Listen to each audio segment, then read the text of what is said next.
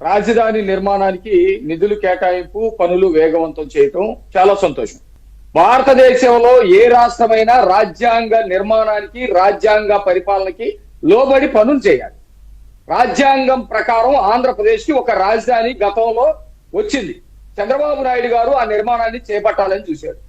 జగన్మోహన్ రెడ్డి అధికారంలోకి వచ్చిన తర్వాత రాజ్యాంగ వ్యతిరేక పరిపాలన చేశారు. రాజ్యాంగానికి సవాలు విసిరేది.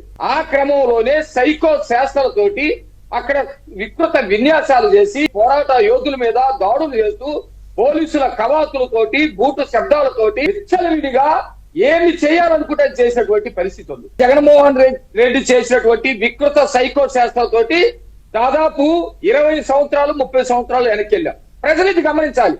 జగన్మోహన్ రెడ్డి రాజ్యాంగ వ్యతిరేకంగా రాజ్యాంగానికి సవాలుగా మారితే తిప్పి కొడితే పోయి 11 సీట్లకి పడిపోయి కూర్చున్నటువంటి పరిస్థితి ఉంది.